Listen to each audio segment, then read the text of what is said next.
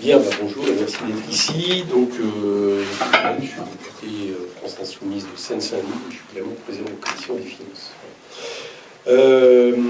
J'ai entrepris un cycle d'audition en vue d'une proposition de loi sur la multipropriété dans le football.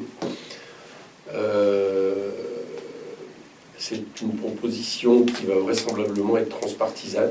Alors, vous ne voyez pas d'autres députés ici, mais il y a des députés qui s'y intéressent, qui ont déjà assisté à des auditions, et qui sont notamment issus, pour certains, de France Insoumise, mais d'autres des Républicains, du MoDem, d'autres groupes de la NUPES, et au vu de l'accueil, je pense qu'on arrivera à faire une proposition de loi qui recouvrera plusieurs groupes, voire des groupes de la majorité. Voilà. Donc c'est, pour être clair, c'est une proposition de loi que j'essaie de construire pour qu'elle passe à l'Assemblée et qu'elle soit votée. Voilà. Donc ça, c'est une première chose.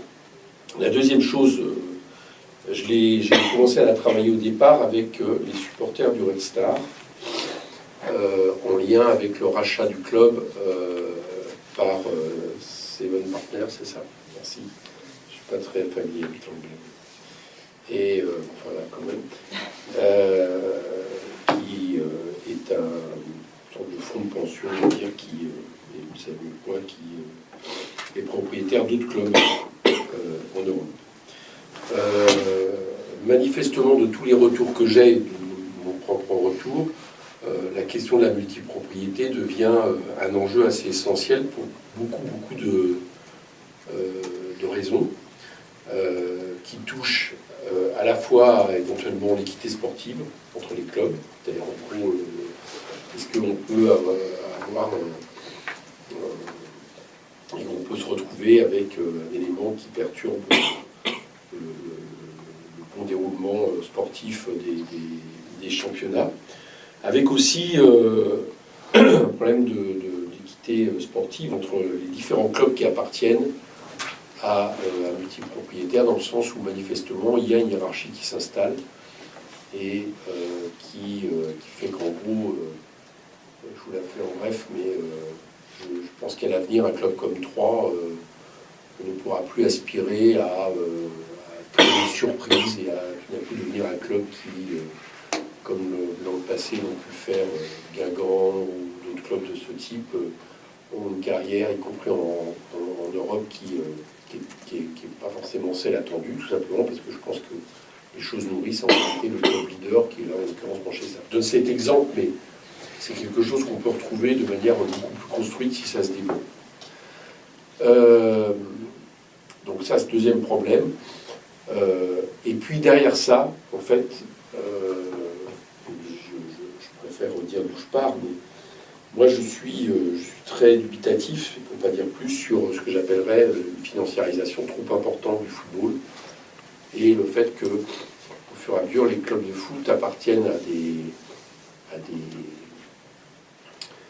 des pouvoirs financiers ou parfois géostratégiques d'ailleurs, pour qui la question sportive est moins importante que le fait de faire des affaires ou le fait d'avoir une influence géostratégique par le football. Et que tout ça aussi peut amener au bout d'un moment à un problème. Je termine sur un dernier point. Je préfère vous donner ma position comme ça. Vous réagirez, que laisser penser que je suis neutre dans l'affaire. Voilà. Et dernier point, mon inquiétude aussi, c'est que je pense que même pour le monde du football professionnel, et notamment pour, par exemple, une division, une ligue comme un championnat comme le championnat français, je pense que l'argent qui peut être amené comme ça par la multipropriété, qui peut de prime abord se dire tiens ça va sauver un club, etc., si on laisse faire au bout d'un moment, ça va amener peut-être à des intérêts sportifs, par exemple d'une compétition qui sera vécue comme une compétition de rang inférieur par rapport à toute compétition. Alors, vous me direz c'est déjà le cas, mais j'ai bien peur que ça l'amplifie et que donc au fond les intérêts notamment que vous défendez en soient aussi les victimes à moyen ou à long terme. Voilà d'où je pars, et voilà sur ce sur quoi je vous propose ce matin de réagir. Voilà.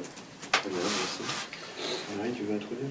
Oui, peut-être déjà, on va se présenter peut-être brièvement. Je suis Marianne Patry, je suis déléguée générale de Foot-Uni. Foot-Uni, c'est l'organisation patronale des clubs de football professionnels. Donc nous représentons les intérêts de tous les clubs pro, 18 clubs de Ligue 1, 20 clubs de Ligue 2, et aujourd'hui on a 9 clubs sur 18 clubs de national qui ont un statut professionnel. Donc on a 47 adhérents. Notre organisation, elle est dirigée par Laurent Nicolin. Et elle a également comme vice-président Bernard Joannin, président du club d'Amiens.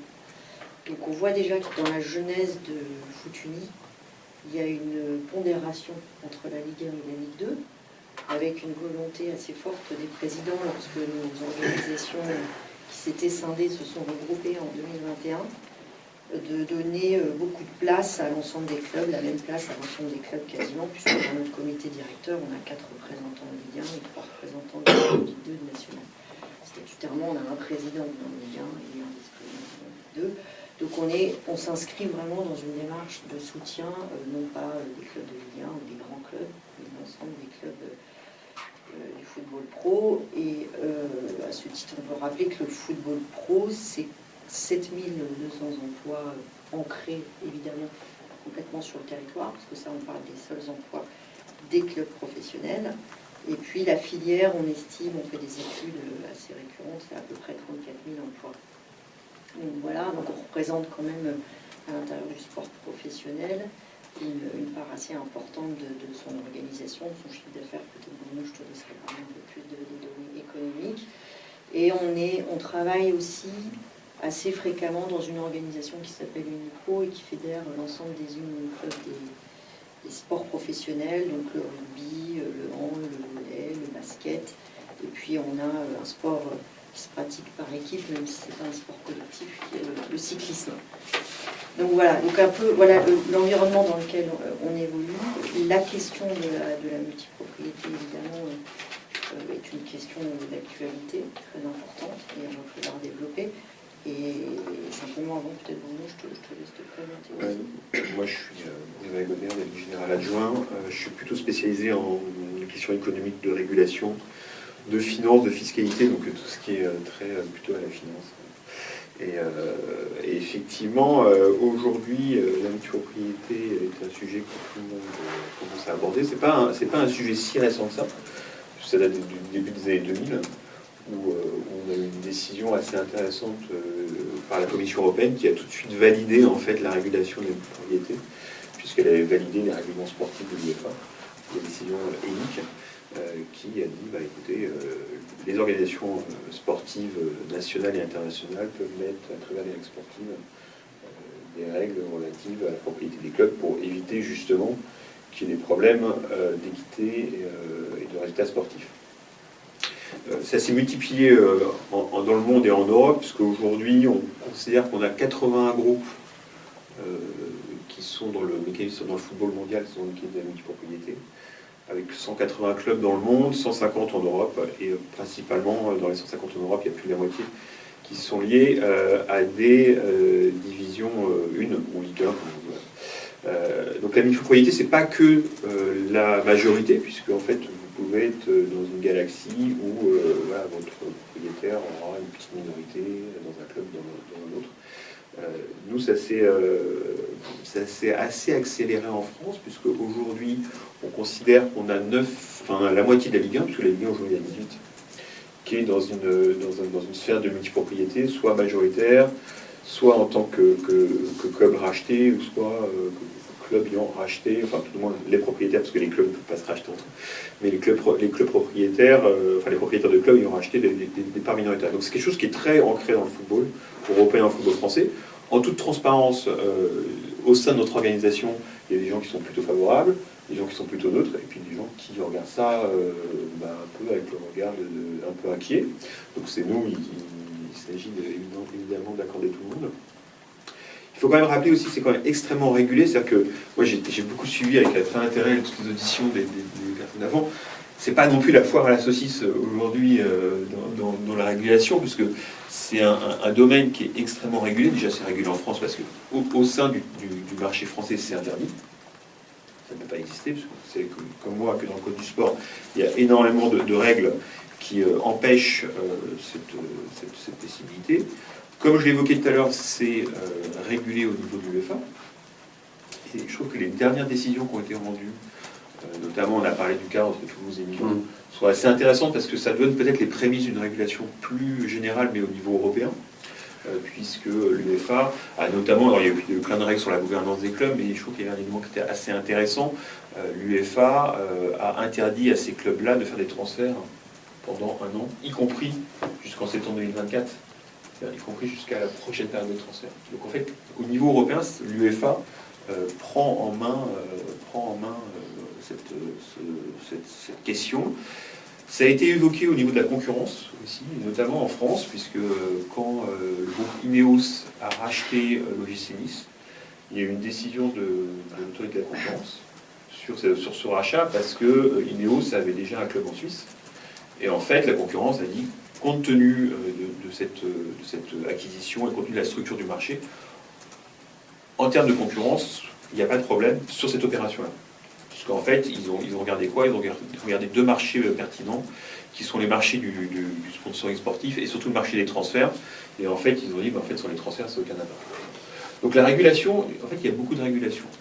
Aujourd'hui, ça serait... Enfin, il y a une complexité à faire une régulation franco-française, parce que, évidemment, nous, on se retrouverait, club français, on se retrouverait en fait en décalage concurrentiel par rapport au reste de l'Europe. Donc, il nous semble que la voie de la régulation passe par l'Europe, par l'UEFA, voire peut-être par une régulation européenne s'il faut réguler. Et après, il faut bien regarder ce qu'on régule. Il faut regarder quelles sont les éventuelles problématiques de multipropriété que vous avez pu soulever. Et voilà, est-ce qu'il y a des problèmes? On dit souvent quand il y a une propriété, il y a perte de, comment dirais-je, les gens perdent leurs repères, il y a l'image du club ou l'histoire du club qui se délite. Aujourd'hui, ça ne se vérifie pas forcément. Je prends l'exemple de Toulouse. Toulouse, c'est assez intéressant.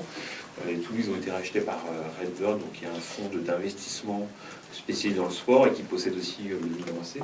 Et en fait, la direction de Redbird, de Toulouse, qui est une direction très indépendante et qui est très intéressante, qui serait peut-être intéressant que vous puissiez les recevoir, en fait, a mis tout un plan de développement sur la région, en mettant en avant l'Occitanie, etc. Et les supporters sont revenus massivement au club. Donc il peut y avoir des questions effectivement de perte d'identité. Ça peut arriver, parce que je ne connais pas tous les cas, donc je ne pourrais pas dire que ça n'arrive jamais. Mais il faut quand même se rappeler que les clubs de football, quoi qu'il arrive, sont des PME pour la plupart ancrés dans des territoires. Vous ne pouvez pas faire n'importe quoi. Et ce qui est assez intéressant d'ailleurs, c'est qu'on a vu il y a 2 ans, au moment où certains clubs européens, pas de clubs français, donc on peut s'en réjouir, étaient en train de réfléchir à un modèle de Super League type nord-américaine. Et bien, qui s'est élevé contre ce système de Super League? C'est une espèce de super financiarisation du sport, si on pourrait dire ça, je ne sais pas. Mais qui s'est élevé? C'est les supporters et l'État. Donc, en fait, on peut quand même dire que sur toutes ces questions-là, et notamment sur la propriété, vous avez le contrôle de l'État, qui est régulé au niveau national, qui est régulé par les autorités de la concurrence, soit françaises, soit européennes. L'UEFA, qui pose aussi des bases sur ces différents règlements sportifs. Les supporters, qui, à mon avis, sont aujourd'hui une part très importante du football européen, du football français, même si certains bougent un peu, n'empêche que c'est un pilier du football européen et qui sont un peu là avec les États pour dire bon, attention, voilà, on ne peut pas faire n'importe quoi. Donc il y a des vraies questions très intéressantes, mais on ne peut pas dire non plus aujourd'hui que tout est complètement dérégulé, c'est qu'il y a du contrôle, il y a quand même beaucoup de contrôle. Il y a du contrôle au niveau national, par la DNCG aussi d'ailleurs, et il y a du contrôle au niveau international. Après, peut-être qu'il faut réfléchir à d'autres formes de contrôle, mais il nous semble que nous, s'il doit y avoir un contrôle, ce sera vraiment un contrôle, enfin, tout le moins de nouvelles règles, pourquoi pas, mais au niveau de l'UEFA, voire de l'Europe, de l'Union européenne, et qu'on ne peut pas s'arrêter à quelque chose de franco-français qui va encore nous décaler, alors même qu'aujourd'hui, on a des gros problèmes de compétitivité, notamment, comme vous le savez, du fait de charges patronales qui se respectent et qui sont très compréhensibles dans un écosystème français, mais qui sont extrêmement élevées par rapport à un européen avec qui nous avons. Donc voilà un peu notre contexte. Je ne sais pas, tu peut-être... Non, je voulais compléter sur l'ancrage territorial et le lien avec les supporters, parce que c'est vrai que les supporters sont essentiels dans les clubs, et je ne crois pas qu'on puisse constater dans les différents clubs au sein desquels la propriété a pu changer récemment et plutôt au profit de propriétaires étrangers, que le lien avec les supporters ait été rompu. On peut parler de Toulouse, on peut parler de Troyes. Je me souviens qu'à Troyes, ils ont mis en place des partenariats, y compris avec des parcs d'attractions locaux, avec les magasins d'usines, pour essayer de créer justement de l'attractivité de la ville et de l'ensemble des activités de loisirs ou loisirs marchands dans la ville. Donc je pense qu'il y a une volonté, mais parce que ça fait partie de l'ADN d'un club, de rester vraiment très ancré localement. On peut parler de Paris aussi, c'est vrai qu'on peut apprécier ou pas la gestion que Paris a de ses supporters, mais ce qui est vrai, c'est que les supporters sont revenus au club, animent les matchs. J'étais dimanche soir au match PSG-OL en football féminin au Parc des Princes. C'est génial, il y a le CUB qui est là et qui anime pendant 1h30 le stade, et ça fait des très belles ambiances de match. Donc je crois que sur l'ancrage territorial, vraiment, la multipropriété, enfin, à mon sens, n'a pas d'impact, parce que l'ADN d'un club, c'est évidemment aussi ses supporters.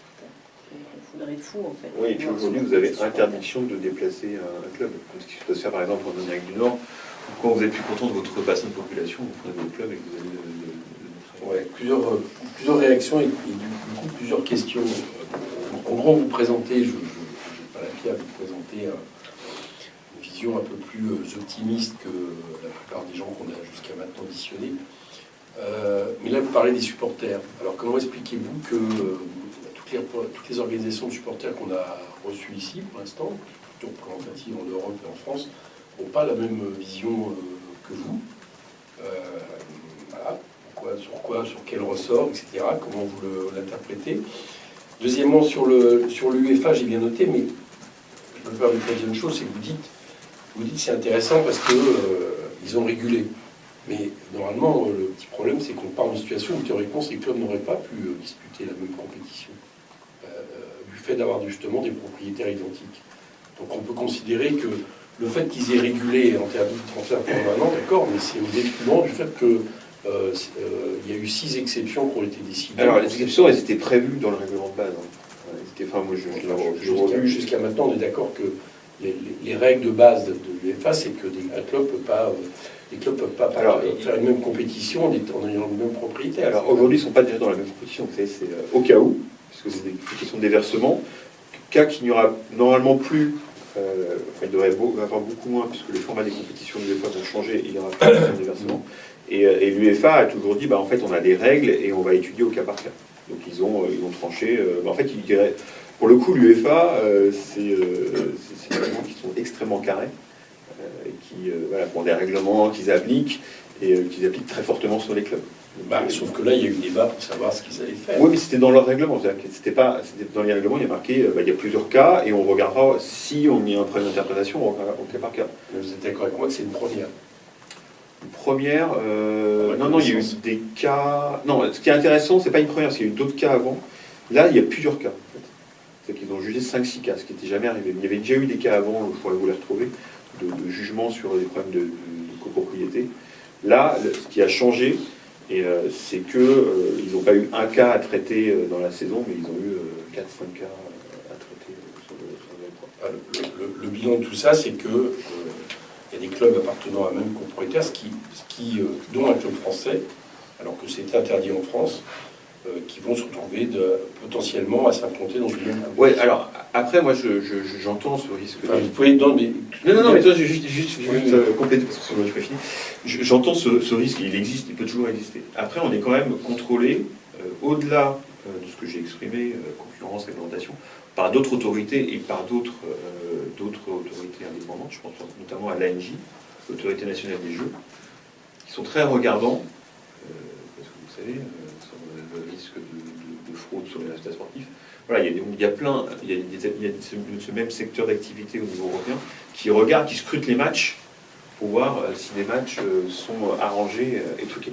Ce qui est toujours possible, évidemment. Enfin, on n'est pas des oies blanches, on sait que ça peut arriver.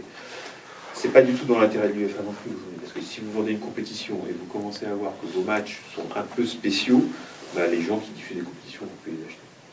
Après, Non, mais Ce ne soit pas l'intérêt à ça, Oui. j'en suis persuadé, sauf que je pourrais vous rétorquer que malheureusement, à certains moments, les règles du capitalisme et du marché ne sont pas forcément à l'intérêt à moyen terme du marché, du dit marché. Bah, C'est-à-dire vous avez des intérêts à court terme qui parfois sont contradictoires avec le bon fonctionnement du système. oui, alors Vous entrez là-dessus. non, mais vous avez raison, mais après, si on voit sur du côté de nos investisseurs qui sont américains, eux, ils ont plutôt, comme vous le savez, dans l'Union nord-américaine, une espèce de... Ils sont plus communistes que les communistes. Ils ont tout fermé, ils partagent tout de façon très régulière et ils détestent ce truc-là. Donc il faut que, voilà, peut-être qu'ils auront une influence bénéfique. Ok. Alors, pour répondre à votre question sur l'UEFA, vous dites là, finalement, elle s'arrange avec ses propres règles, puisqu'elle trouve des... Ah oui, on peut penser que c'est effectivement une vision assez pragmatique. Maintenant, je pense qu'effectivement, honnêtement, on peut s'interroger sur ponctuellement une ou deux opérations qui peuvent avoir lieu entre deux clubs qui appartiennent à la même galaxie. Et je crois que c'est là l'inquiétude qu'on peut avoir sur l'équité, etc. C'est ça, c'est pas la généralité de la multipropriété qui en soi porte pas forcément les germes de vouloir contourner des règles, de fausser l'aléa sportif, etc. Je ne pense pas, enfin moi en tout cas j'en suis convaincue. Après, effectivement, il faut éviter que sur une opération, deux opérations, un groupe, voilà, essaye peut-être d'avoir une optimisation qui soit un peu délicate au regard de l'équité du championnat. Et là, il ne faut pas fermer les yeux. Effectivement, on a certainement une sensibilité club qui fait qu'on va avoir tendance à vous dire tout va bien. Il y a peut-être quelque chose à faire, mais je rejoins Bruno sur l'idée que s'il faut faire quelque chose, c'est ce qu'a fait l'UEFA qui est assez pragmatique en gelant les transferts justement entre les clubs. Il faut peut-être créer une règle, mais cette règle, on ne voit pas très bien comment elle ne pourrait être que française, parce qu'effectivement, on va perdre de l'attractivité, parler de notre niveau sportif. Je ne suis pas sûre que notre niveau sportif s'améliore si on doit rester entre guillemets franco-français. Je vais compléter sur les supporters, ce que vous disiez tout à l'heure. Les associations de supporters n'avaient peut-être pas la même appréciation que nous. Oui, sûrement, pour plusieurs raisons. Enfin, moi, j'y vois plusieurs raisons. On n'a pas tout à fait le même positionnement dans l'organisation. Donc nous, effectivement, on va avoir une approche économique, entertainment. Donc on va être sur l'idée qu'un match, ça doit être un moment de communion, un moment de joie, une partie sportive intéressante, et qu'un supporter, il va peut-être avoir son attention plus portée vraiment sur ce qui se passe sur le terrain. Donc qu'à un moment donné, on ne puisse pas tout partager, ça me paraît aussi assez normal.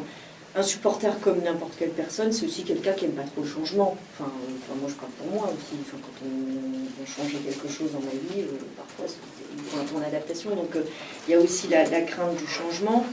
Et puis, moi, ce que je vois quand même au quotidien quand on va dans les clubs, c'est que dans la plupart des clubs, il y a un lien très fort entre le club et ses supporters.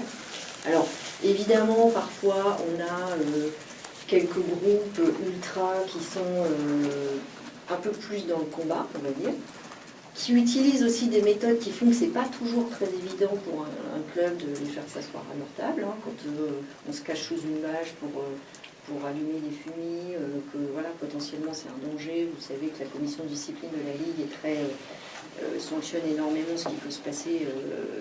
Et c'est normal parce qu'il y a un capital de dangerosité. Donc, mais la plupart du temps, moi je crois que 95% des supporters dans les clubs, en tout cas, ont un bon rapport avec le club.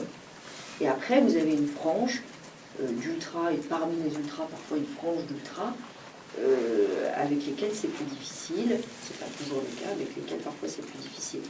Et sur la multipropriété, je pense qu'on a un bon exemple de supporters qui poussent leur club, quelle que soit l'origine de leurs actionnaires. Et je pense que c'est aussi, ça illustre le fait qu'il n'y a pas forcément une corrélation entre les deux. C'est qu'à Lens, je pense qu'on est dans un club où il y a eu l'année dernière quelques petits sujets, mais tout ça est rentré dans l'ordre. Et si vous avez eu la chance d'aller à un match à Lens, c'est une supporter qu'on soit supporter du Red Star ou de Lens, on a un match à Lens, ça c'est génial. Des lieux où les gens se sentent plutôt pas mal. On était récemment au Havre, par exemple. Non, mais je pense qu'il y a des questions évidemment légitimes, mais après il ne faut pas avoir tout noir. Aujourd'hui, mais je vois pas tout noir. Moi je trouve que même le spectacle sportif est assez de qualité. Professionnel de s'arrêter. Non, je suis moins prise que vous. Moi, je trouve qu'on n'est pas, en fait, on n'est pas très loin. On n'a pas les mêmes termes, mais moi je trouve que le spectacle sportif est quand même de. Mais c'est pas par volonté de l'être. Je veux dire. Moi, je pense que vous minorez les effets si la multipropriété devait structurer majoritairement le foot européen, je pense que vous en minorez les effets. Peut-être que vous en majorez.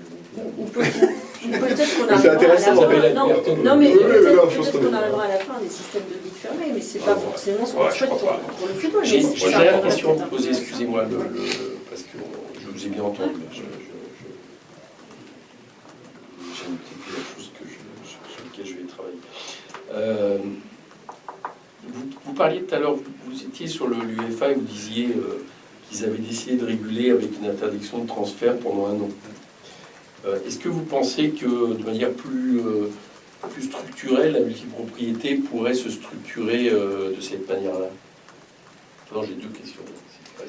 Est-ce qu'on pourrait imaginer quelque chose qui intervient de manière plus permanente et plus structurelle sur la question des transferts entre des clubs appartenant à un propriétaire? Manifestement, ce qu'on voit à travers la régulation des prêts, des transferts par la FIFA, les décisions qu'ont pris l'UEFA, sans avoir aucun document sur le sujet, au feeling, on peut penser qu'on va là-dessus. Oui, que le sujet il est là, parce que moi je pense qu'on ne manipule pas comme ça les matchs pour tricher sur le terrain. Comme tu disais, il y a 11 acteurs, donc demain, une consigne de triche, de tu vas perdre le match, moi je ne crois pas beaucoup honnêtement.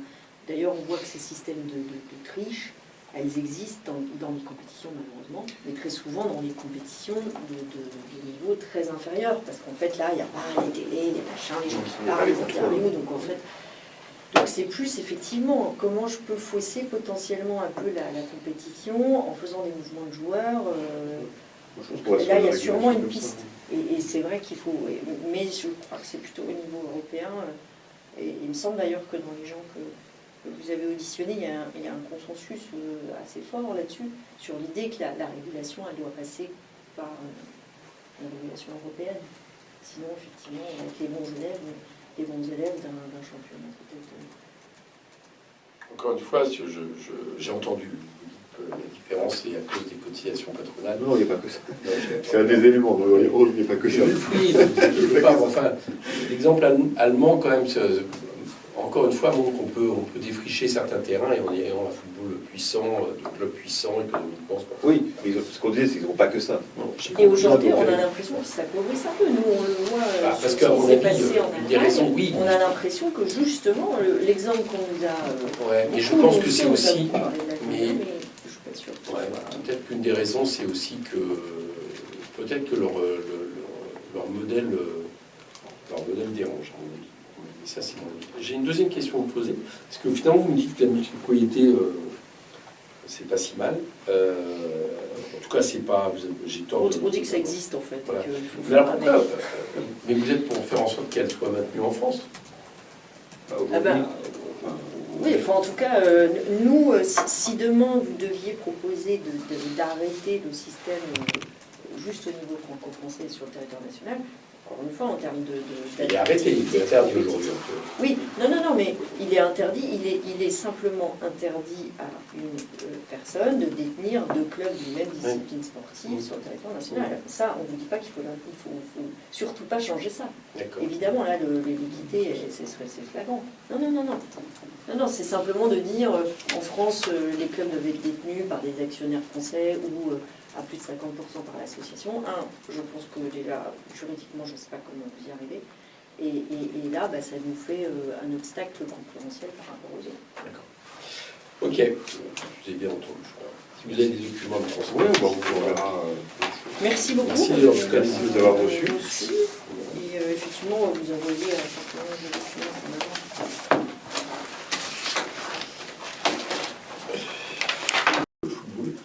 Et vous n'avez pas besoin de me convaincre d'estimer que, quel que soit le propriétaire, les supporters restent attachés à leur club. Ils ne sont pas forcément attachés au propriétaire. Ça, c'est et le moins qu'on peut dire, c'est que là, récemment, on ne peut pas dire que c'est marginal les réactions des supporters sur l'évolution de propriétaire. C'est juste une aparté. Bon, à vous écouter, ce que je comprends dans ce que vous dites, encore une fois, je vous dis que vous avez une approche rassurante, mais qui peut-être aussi en lien avec les préoccupations, je ne dis pas vos intérêts que vous défendez, mais les préoccupations de votre association.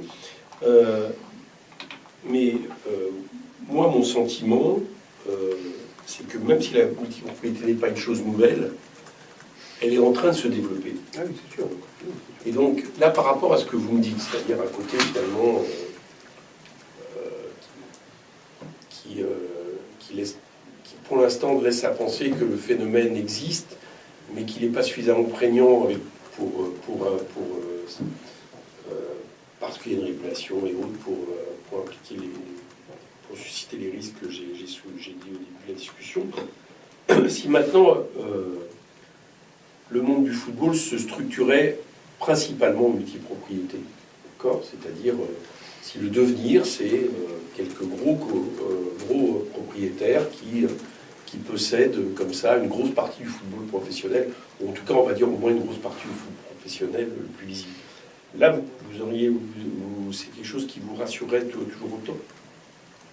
Ça dépend comment c'est construit, en fait. Si vous construisez un groupe de petits propriétaires qui sont logés dans une seule ligue et qui finalement rachètent des clubs en toute l'Europe, et ces autres ligues deviennent des ligues filiales, il y a une interrogation, y compris pour le championnat qui perdrait, si on se met d'un point de vue totalement économique, qui perdrait de la valeur, puisqu'on serait un championnat de filiales. Voilà.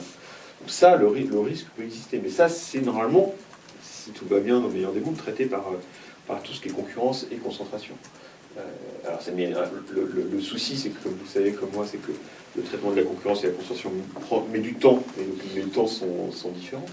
Oui, ce risque-là peut exister. Après, moi, je pense que c'est intéressant d'en parler maintenant. Il ne faut pas non plus se faire peur à chaque fois. C'est-à-dire que le football, ça reste quand même du sport avec 11 personnes. On l'a vu, si vous comparez le budget d'Arsenal et Lens, Arsenal est beaucoup plus mieux doté que Lens, et c'est Lens qui a gagné. Hier, c'était plutôt Paris qui était favori, c'est Newcastle qui a gagné. On reste quand même dans des choses où il y a 11 personnes au milieu du terrain, et vous avez beau mettre tout l'argent que vous voulez sur le truc, vous ne gagnez pas forcément à la fin. Donc il y a cette quand même... Ça reste du sport, et donc il ne faut pas non plus se faire peur à chaque fois. Après, le risque existe, et c'est là où je pense que tout le monde a intérêt à regarder cette question, et c'est pour ça que l'UEFA regarde cette question aussi. Elle ne voudrait pas que demain, une ligue, je ne sais où, qui pourrait être aux États-Unis aussi, parce qu'on parle beaucoup de la première ligue, on parle beaucoup de l'Arabie Saoudite, mais aux États-Unis, ils sont en train de se développer très très vite, beaucoup plus vite que nous, sur des systèmes nord-américains, donc finalement avec moins de risques financiers, qui pourrait demain se retrouver peut-être la ligne majeure dans 10 ans, et tout le reste de l'Europe serait filiale. Donc oui, cette question peut se poser. C'est pour ça qu'il faut qu'on demeure vigilant sur tous ces aspects. Et là, par exemple, actuellement, vous estimez qu'il y a suffisamment de vigilance par rapport on va dire aux dérives que peut susciter la compagnie. Je prends par exemple l'exemple du joueur racheté à un club belge à un prix hors de proportion par rapport à ce qu'il vaut. Je crois que c'est... Comment s'appelle le club déjà? Contre Lyon. Voilà, c'est ça. Bon, qui manifestement, on se retrouve dans une situation qui ne devrait pas avoir lieu à la lieu. Alors, ce point-là, aujourd'hui, il faudrait que vous les interrogiez directement, a été traité lors du mercato par la DNCG, qui a regardé tous les règlements, tous les textes, et qui a considéré que, vu les règlements et vu les textes, en fait, il n'y avait pas eu de contournement de la loi. Voilà. Aujourd'hui, peut-être qu'il faudra changer cette loi ou ce règlement sur cette question-là. Moi, je pense que c'est assez... Enfin, dans le football, ça fait quand même quelques années qu'on travaille dans le football. Qu'est-ce qu'on voit? On voit que évidemment, tout le monde n'est pas... enfin, il y a quelques filous dans le football, en France, en Italie, et les gens essayent de contourner les règlements. Mais en fait, ils ne les contournent pas très. Enfin, ils les contournent une fois, ils ne les contournent pas deux. Et après, on s'adapte. Les organes de régulation, la Ligue, la Fédération française de football, l'UEFA s'adaptent et bougent les règlements. Il y a quelque chose... Tout à l'heure, vous parliez de la financiarisation du football. Et moi, je trouve qu'il y a quelque chose qu'on a complètement oublié, qui était les TPO. Je ne sais pas si vous vous souvenez ce que c'était que les TPO. C'était la possibilité de prendre, quand vous n'étiez pas un club, un pourcentage sur une revente de joueurs. Et donc, il y a eu beaucoup de TPO, et il y a eu aussi des TPI, qui étaient des petites alternatives, qui étaient en fait, vous financiez l'achat d'un joueur, c'était un fonds qui finançait l'achat d'un joueur, et puis vous aviez le droit de reprendre quand le joueur était revendu, vous repreniez votre... les TPO, les TPI, aujourd'hui, c'est interdit.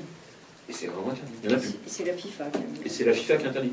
Donc, c'est ce que je disais tout à l'heure, c'est que les règles bougent, certains clubs essayent de s'adapter, mais les instances restent quand même plus fortes, parce que c'est des émanations de l'État, et reviennent sur les règlements. Et moi, je trouve qu'on oublie souvent cette chose-là quand on parle de la finance dans le football, etc. Il y a beaucoup de régulations. Les TPO et les TPI, c'était quelque chose d'une dérive qui était vraiment compliquée, qui posait plein de problèmes, et ces deux éléments ont été interdits. Donc, les instances du sport, aidées souvent par, évidemment, les États, ont, si elles jugent utile, la possibilité d'adapter leurs règlements. Ok. Vous disiez tout à l'heure que ça vous semblait compliqué de travailler sur un système franco-français. Pourtant, il y a un système dans le foot européen et qui sportivement fonctionne plutôt pas si mal économiquement même, qui a ses particularités, c'est l'Allemagne. Alors l'Allemagne, effectivement, ils ont le système où l'association doit posséder 51% de la société, à part quelques exceptions, parce que vous savez, c'est un système qui a été créé en 1998. Et en 1998, il y avait déjà 2-3 clubs qui appartenaient à des sociétés, notamment Wolfsburg et Volkswagen, et l'autre c'est Bayern Leverkusen, j'y arrive jamais, avec Bayern.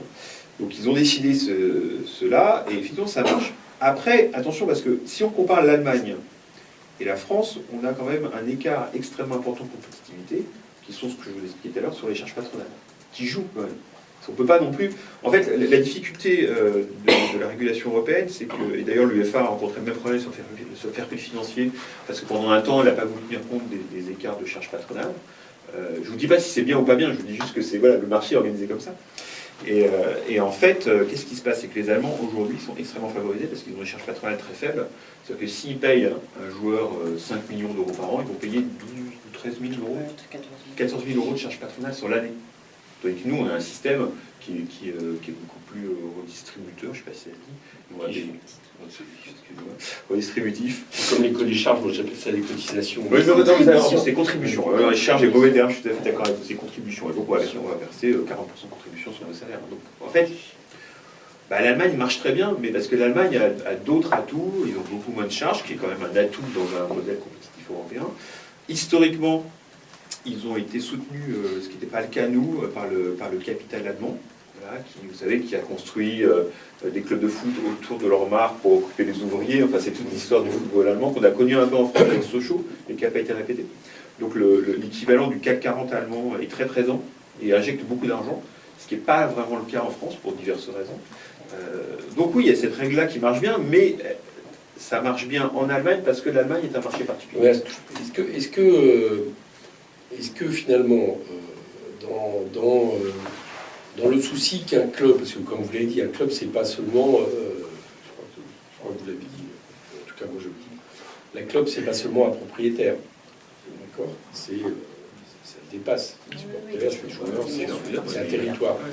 Est-ce qu'on pourrait pas, est-ce que vous seriez contre, imaginer qu'à un moment donné,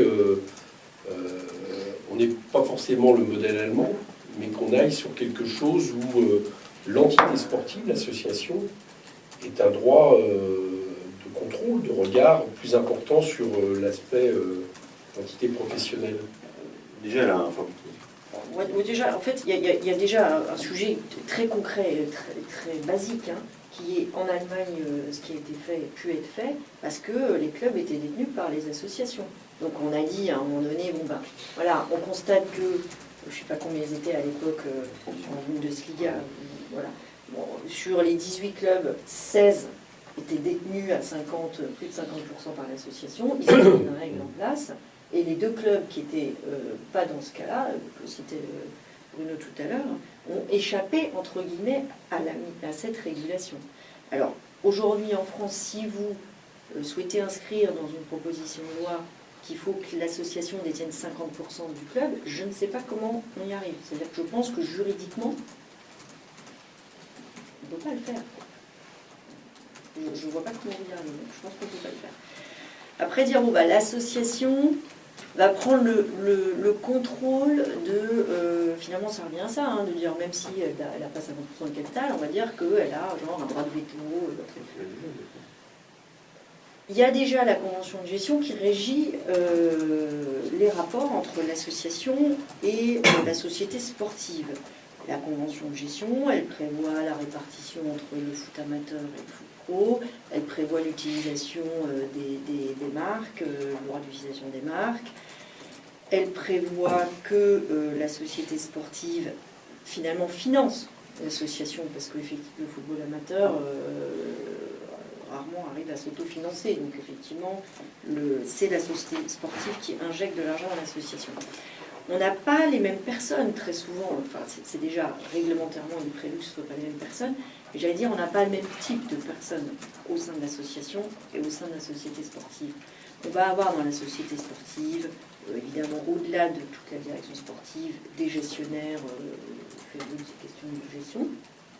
On va avoir dans l'association, à part les associations très structurées de grands clubs, parce que certaines ont quand même beaucoup de salariés, on va quand même avoir dans l'association parfois encore des bénévoles, des gens qui sont très proches du foot amateur, des terrains pour les plus jeunes, etc. Donc on a quand même des gens, j'allais dire, qui ne font pas tout à fait le même métier et pas le même. Donc est-ce que l'association peut demain avoir un droit de vie ou de mort sur certaines décisions de la société sportive? Moi je suis sceptique. Mais à certains moments, c'est bien sur ces dimensions qu'on se repose pour sauver un club qui a coulé professionnellement. Alors, regardez Sochaux en ce moment, c'est les supporters qui mettent de l'argent, par exemple. Il y a déjà eu d'autres exemples. Non, mais il y a eu d'autres exemples. Je pense au Sochaux, mais il y a eu d'autres exemples dans le passé de clubs où c'est finalement les collectivités. Oui, d'ailleurs, à Sochaux, c'est beaucoup quand même les collectivités. Oui, mais je mets les collectivités dans l'entité sportive. Je veux dire, voilà, elles en font partie, quoi. Donc, la question, c'est pas droit de vie ou de mort, mais oui, on pourrait imaginer que moi, ça me choque. Enfin, moi, pas que ça me choquerait pas. Je trouve ça même bien que il y ait à un moment donné la possibilité de dire non quand l'entité qui fait, j'allais dire, fait le club de manière sur le long terme, quoi, estime qu'il y a une erreur qui est faite par l'entité professionnelle. Enfin, je trouverais ça pas choquant, quoi.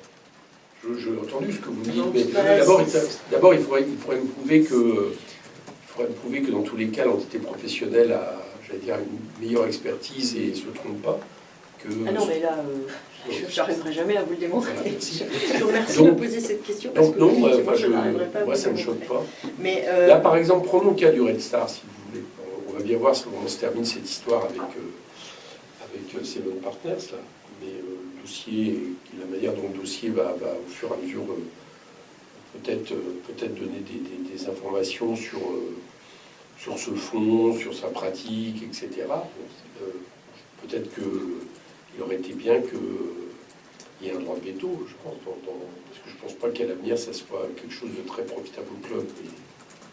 alors ça, c'est un point extrêmement important à vous soulever, parce que derrière ce que vous dites, il y a quand même... Effectivement, on veut quoi pour le football français? On veut quoi pour le football français? Est-ce qu'on veut garder un football de territoire entre guillemets, effectivement contrôlé, parce que ça revient à ça. Si demain on dit que l'association sportive a la capacité de dire non à certaines décisions, c'est-à-dire qu'on remet le pouvoir effectivement sur l'association. Ça veut dire aussi qu'en termes d'investisseurs, clairement, plus personne ne vient.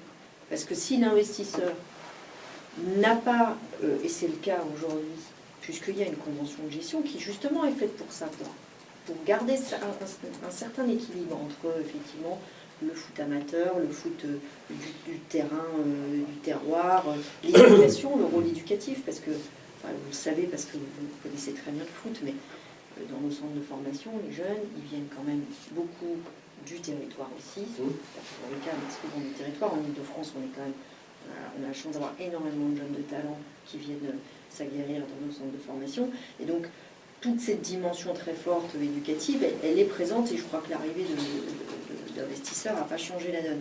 En revanche, si demain il y a un aléa sur les décisions que prendrait la direction de la société sportive qui pourrait être mise en cause par l'association, honnêtement, je pense qu'il n'y a plus un investisseur qui vient. C'est bizarre, excusez-moi, je rebondis du tac au tac. Hein. Mais c'est curieux cette approche qui serait de dire que, par essence, moi je préfère que, à certains moments, des investisseurs ne viennent pas dans le foot, qui peuvent à moyen terme faire le malheur du club parce qu'il s'avérera qu'en réalité, le rapport n'est pas si clair que ça, leur source de financement n'est pas si clair que ça, leur intérêt n'est pas si clair que ça, c'est-à-dire, on va dire, j'allais dire presque à l'intérêt patrimonial vis-à-vis du club. Je pense qu'il vaut mieux que cet investisseur à ce moment-là ne vienne pas, parce que je pense qu'à moyen terme, ça peut être négatif. Mais pourquoi, à contrario, un investisseur qui vient, j'allais dire, sur des bases plus saines, serait refusé par l'entité sportive? C'est bizarre. Non, c'est pas ça. En fait, c'est ce que j'essaye de savoir, mais peut-être vous pouvez nous préciser, c'est quel type de... Moi, en fait, peut-être que j'ai mal compris ce que vous vouliez... Ce que je veux dire par là, c'est qu'aujourd'hui... Concrètement, quel pouvoir vous donneriez à l'association? À un moment donné, ça pourrait être un pouvoir de droit de contrôle et même de droit de veto. Pourquoi pas? Sur quel type de décision? Par exemple, je prends l'exemple du Red Star. La vente du Red Star par le propriétaire du Red Star à un fonds américain où les supporters, mais pas que les supporters d'ailleurs, estimaient que il y avait beaucoup de choses qui étaient inquiétantes à moyen terme sur la réalité économique de ce fonds, ses pratiques et autres. Je pense que c'est pas très choquant, c'est pour là qu'il y a un droit de tout, parce que moi j'en reviens au problème, notamment dans la question de la multipropriété, et qui renvoie peut-être à une forme de ce que doit être le foot par rapport à une forme de capitalisme, on va dire, pour aller vite. On se retrouver devant des fonds spéculatifs, et des fois même pire, parce que tout d'un coup on se dit pourquoi un tel fonds rachète un club, au-delà même de la valeur qu'il peut avoir, etc. C'est pas tout à fait la même chose qu'un investisseur qui va venir parce qu'il va bâtir un projet sportif, économique sur 15, 20 ans, etc. Vous voyez ce que je veux dire? En fait, c'est plus une question de contrôle de l'investisseur que de définir.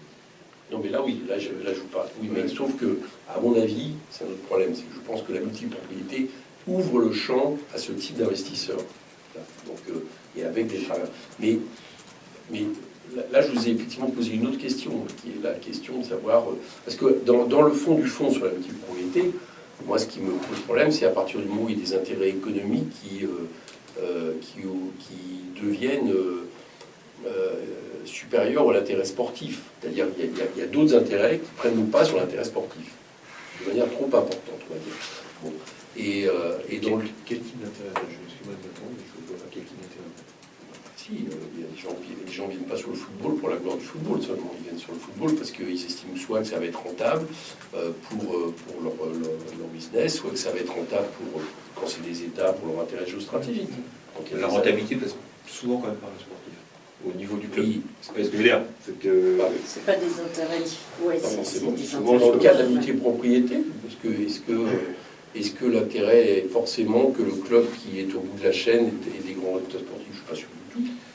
Ça dépend de la nature du club. Ça peut être par exemple, comme vous l'avez dit, ça peut être au bout d'un moment profiter du système de formation française pour alimenter.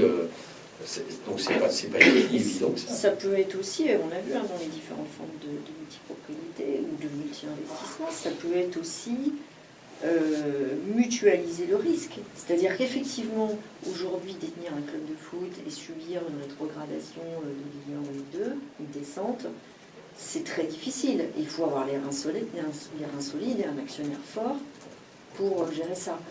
Quand City, effectivement, met dans sa galaxie, entre guillemets, le club de Troyes, qui traditionnellement est un club, effectivement, qui a souvent oscillé entre la Ligue 2 et la Ligue 1, avec un actionnaire qui, pendant des années, a quand même tendu le dos pour rester là et pas faire que son club descende plus bas. Parce que je veux se rappeler, contrairement au droit commun des sociétés, un club qui est en cessation des paiements ne voit pas tout geler dans son giron, mais se voit descendre. Donc en fait, un club aujourd'hui qui est en cessation des paiements, c'est un club qui meurt. Ce qui dans les entreprises françaises, ça ne fonctionne pas trop comme ça. On estime que quelqu'un qui est en cessation des paiements, il faut l'aider à aller mieux. Dans le football, mais parce que derrière, on veut justement pas qu'on manipule les compétitions, on a cette règle-là. Mais en tout cas, aujourd'hui, 3 est resté en Ligue 2. Bon, le fait d'être dans la Galaxy City l'aide certainement à pas devoir prendre des mesures drastiques dans tous les secteurs d'activité, parce que quelque part, l'argent du groupe peut permettre d'éponger peut-être un séjour en Ligue 2 plus long. Donc, il n'y a pas que du... Je crois... Enfin, encore une fois, je veux dire, vous voyez des choses du bon côté, voilà. Mais c'est aussi ça, la réalité de la multipropriété. Et ça ne veut pas dire... Et parce que des jeunes viennent jouer à Troyes, sont prêtés effectivement de City et viennent à Troyes. Et d'ailleurs, on pourrait parler des prêts, parce que ça, c'est intéressant de voir que là encore, les prêts, ça a été régulé en France très tôt et par la FIFA récemment. Donc, en tout cas, City peut effectivement prêter un ou deux joueurs à Troyes pour qu'ils s'aguerrissent, mais comme le ferait un club de Ligue 1 en prêtant à un club de Ligue 2 qui n'est pas du tout dans sa galaxie, mais un joueur qui va aller se former et pour pouvoir revenir en Ligue 1 ensuite. Je fais une aparté, mais sur les prêts, c'est assez intéressant, parce qu'on voit qu'effectivement, dans toute cette... ce championnat qui devient international, là, il y a besoin effectivement de régulation. Il y a la FIFA qui a récemment, je crois que ça date de 2021 ou 2022, mis en place des règles sur les prêts. Nous, en France, on a des règles sur les prêts depuis très longtemps, avec ce qu'on appelle la règle des 7-5-2. On peut prêter à d'autres clubs français 7 joueurs, on peut se voir prêter par d'autres clubs français 5 joueurs, et on ne peut pas mettre plus de 2 joueurs